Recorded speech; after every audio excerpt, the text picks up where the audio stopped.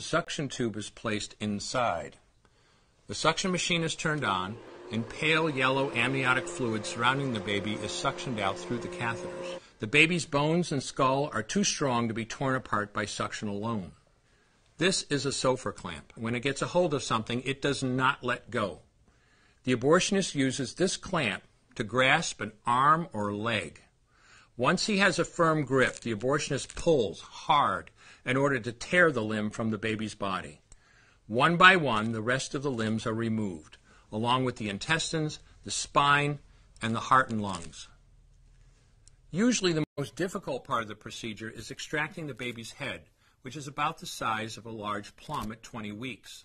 The head is grasped and crushed. The abortionist knows he has crushed the skull when a white substance comes out of the cervix. This was the baby's brains. The abortionist then removes skull pieces. He removes the placenta and any leftover parts of the baby with a curette, scraping the lining of the uterus for any remaining tissue. Once all the parts have been accounted for, the abortion is complete.